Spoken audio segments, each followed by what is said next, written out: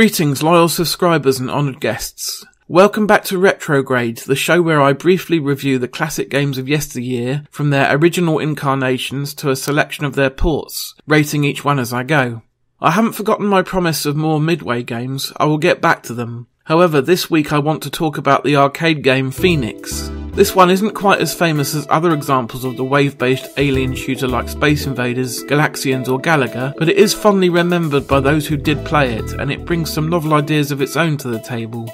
Although attributed to Taito now, the game was originally developed by a small, unknown Japanese developer in 1980. A company called Amstar Electronics, who were based in Phoenix, Arizona, then picked up the rights before selling them to Century.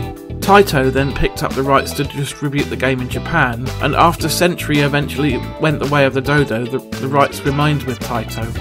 The game is split into 5 discrete stages. Stages 1 and 2 resemble your fairly typical Galaga-style blaster that was common at the time, with waves of annoying little space birds starting off in a formation, before peeling off in smaller groups and dive-bombing the player, trying to either hit them with bullets or their bodies.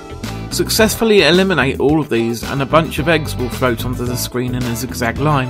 You should shoot them as quickly as you can, because if they hatch, they turn into larger flappy space birds, which are harder to kill.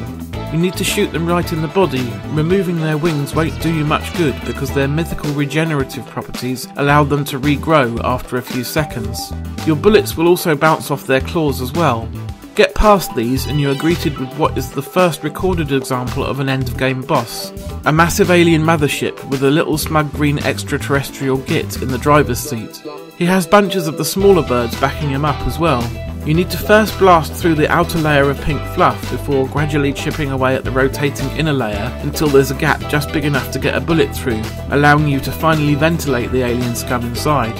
Sadly though, the Phoenix's ability to regenerate means that it's not over and the whole thing starts again, slightly harder this time. The arcade version of Phoenix can be pretty challenging if you haven't played it for a while. Of course, it doesn't help that I completely forgot that you have a shield button while I was capturing the footage for this video, as that would have made things considerably easier. Graphically, the game is fairly representative of this sort of game that was very common at the time, although the massive mothership is very impressive and definitely sets Phoenix apart from its peers. I'm not a big fan of the sound effects personally, as they are rather screechy and shrill. I guess that is appropriate as the enemies are birds, but it does make it rather ear-piercing after a while. Overall, playing Phoenix is still enjoyable today, and I would award this original version a score of 4 out of 5 baby Phoenixes. Not perfect, but a solid play experience with some cool ideas.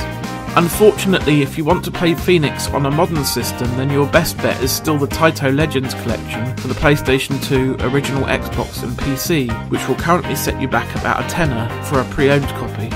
Square Enix hold the rights to Taito games these days, and unfortunately they don't seem terribly interested in the wealth of classic titles they have access to. Maybe Hamster will eventually release some under their Arcade Archive series, but I wouldn't hold my breath. Now let's take a look at a few of the other versions of Phoenix. Atari Corporation officially licensed the game and created a version for their 2600 console, and while the visuals have obviously taken a hit due to the weaker hardware, in actuality the gameplay isn't too bad. As a side effect of having fewer enemies on the screen, the game is a good deal easier than the arcade version, which isn't necessarily a bad thing.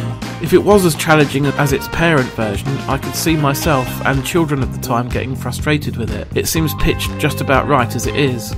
All of the stages are present and correct, including the all-important mothership stage. All in all, this is a solid effort to bring over the game to the most popular console of the day, and I would definitely award it a solid 2.5 out of 5 baby Phoenixes.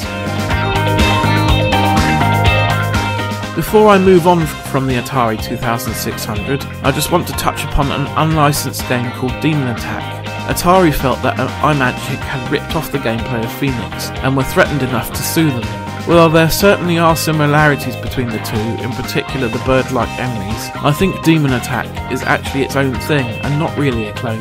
It probably was inspired by the arcade version of Phoenix, yes, but I believe both games deserve to exist and be enjoyed by Atari owners. I would have to admit that Demon Attack is probably slightly better than Phoenix though, which is probably what put Atari's nose out of joint in the first place. I would give it a score of 3 out of 5 baby Phoenixes, but really you should just have both games in your collection.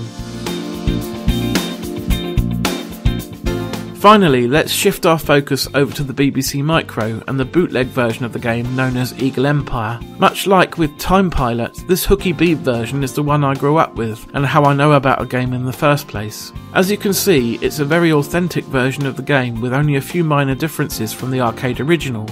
There are definitely fewer enemies once again, and the mothership is lacking the backup from the smaller alien wave. But other than that, this is as close as any home version gets to the spirit of the original. It is without a doubt worth a score of 3.5 baby phoenixes. So there we have it. Phoenix is a game that I feel has fallen out of the limelight somewhat in recent years, like many of Taito's other arcade games. It is about time that Square Enix brought them back in some form. A really nice collection for the Nintendo Switch, Xbox One and PS4 would do the trick. Until that happens though, at least we still have MAME and things like RetroPie to allow us to enjoy these games.